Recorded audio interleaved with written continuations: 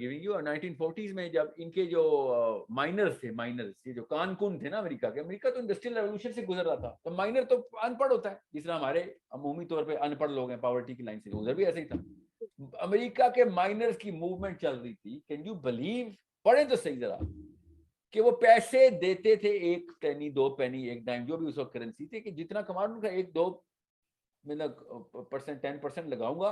पढ़ना तो उनको आता नहीं था, तो उन्होंने एक रीडर रखा होता था। रीडर फैशन था अमेरिका में। रीडर क्या करता था, एक किताब ले आता था, किताब सुना रहा था उनको, लिटरली इकोनॉमिक्स की, पॉलिटिकल साइंस सिखा रहा है, मैथमेटिक्स सिखा रहा है। किसको? कारकुन को। ये जो कारकुन कह रहा हूं, कानकुन को, जो कान में खुदाई करते हैं। ये माइनर्स मूवमेंट पढ़े जरा। हमारा देखें बाबा, जिंदगी में इसको नहीं पता कि किताब क्या होती है। हमारी आंटी को देखें, आंटी पूछो ना जरा, डॉक्टरों से पूछें, ये हाउस वाइफ जो डॉक्टर हैं, इंजीनियर्स हैं, housewife, regular BA MA pass housewife, क्या किया हुआ है जी? मैंने एमफिल किया हुआ। किस में? एजुकेशन में। ओके, क्या आता है? कुछ भी नहीं आता इसका। झूठ बोल देगी या बोल देगा आता है। 2 टेस्ट लूंगा, 3 सवाल करूंगा, 1 सवाल भी नहीं आएगा। 8वीं क्लास के सवाल होंगे। सोचें तो सही। They rose through their effort, there are no shortcuts. ये करना पड़ेगा। मैं इसलिए तो कह रहा हूं कि ये अब क्या करूं मैं, इसके अलावा मैं कुछ कर नहीं सकता हूं। एक एक सब्जेक्ट करके इंट्रोड्यूस कर रहा हूं। ये ही हैं प्रोजेक्ट्स। दुनिया फतह करनी है, इंटेलेक्चुअलिज्म के अंदर आना पड़ेगा हमारे बच्चों को। और वो कोई बहुत बड़ी रॉकेट साइंस नहीं है, तो एक्चुअली में रॉकेट इंटेलेक्चुअलिज्म के साइंस ही है, अंदर आने के मगर बाद, वो वाली नहीं है, मुहावरे वाली। ठीक है। तो इंटेलेक्चुअलिज्म के अंदर आने के बाद कौन कौन से ऐसे एस्पेक्ट्स हैं जिनको हमें पॉइंट आउट करके जो है वो फोकस करना होगा, बच्चों को भी बताना होगा कि ये चीजें हैं जो अब तुम्हें सही करनी है। बता रहा हूँ ना, सबसे पहले तो उस वर्ल्ड व्यू को क्लियर करें ना, कि दुनिया में इंतजामात क्या हैं, निज़ाम कौन कौन से निज़ाम हम पे लागू हैं, कैसे एक निज़ाम पूरी दुनिया पे लागू हो जाता है। सबसे बड़ा सवाल तो ये है ना। ठीक है। हम्म। उस निज़ाम के पीछे बाकी के लोग इत्तबा करना क्यों शुरू कर देते हैं उस निज़ाम की? हम भी एक निज़ाम की इत्तबा कर रहे हैं ना। वो अलग बात है। बकिंगम पैलेस में मैनिफेस्टो लिखा जाता है उसका। ये मुल्क कैसे बन गए, लकीरें खींच दी हमने, किसका फायदा किसका नुकसान, ये निज़ाम के पीछे गेन किसका था, लॉस किसका था? Who came up with this? Who is the current running authority on the bigger decisions of the planet? How did he become that? मैं उसके आंसर दे रहा हूं आपको। बेंजामिन फ्रैंकलिन यूरोप आके किताबें पढ़ के डिबेट्स कर करके वापस जा रहा था, अमेरिका का चार्टर बदल रहा था। यूरोप के फिलोसफर्स बता रहे थे अमेरिका क्या करेगा अगले 1000 सालों में। 1776 की बात बता रहा हूं मैं आपको। इतनी बड़ी ताकत होती है इंटेलेक्चुअल क्रेडिबिलिटी की। यूरोप के फिलोसफर्स बता रहे थे कि क्या क्या चीजें अमेंडमेंट करनी। हमारे देखें अशफाक अहमद के हिले हुए, और कुदरतुल्लाह शाह के, ये मैं क्यों नाम ले रहा हूँ इनके, वो हिले हुए हैं ना वो लोग। कुदरतुल्लाह शाह वो लिख रहा है करादाद मकासिद के ऊपर। क्या क्या तुम्हारा इंटेलेक्चुअल कोर क्या है?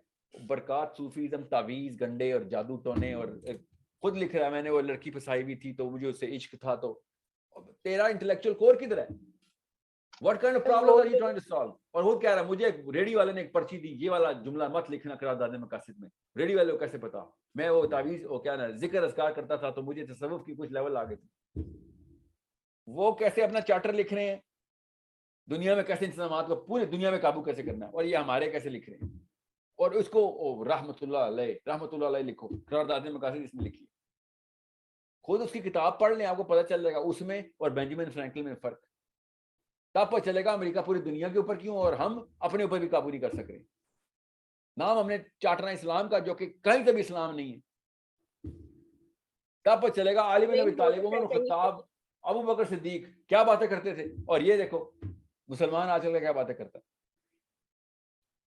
You need to understand the problem is with my mother and my father. जब तक हम ये एक्सेप्ट नहीं करना सीखेंगे तब तक हमने बोने ही पैदा करने, और बोने ने और भी छोटा बोना पैदा करना होता है। ये है, जी इसलिए सर। इतनी रिपल्सिव क्रीचर है मुसलमान, इतना रिपल्सिव है दुनिया में इस वक्त। इस्लाम से लोग दूर भाग रहे, क्यों? हमारी शक्लें और हमारी हरकतें अगर दूर देखते हैं। और मुझे आपसे सबसे बड़ी शिकायत है, जो कि माँ है इस वक्त, इंटेलेक्चुअली बिल्कुल जीरो, पॉलिटिकली इनविजिबल, सर हमारी जीरो ट्रेनिंग ही शुरू प्रेजेंस, से जीरो प्रेजेंस। अपने खानदान की सियासत के अलावा उसको कुछ नहीं आता दुनिया में।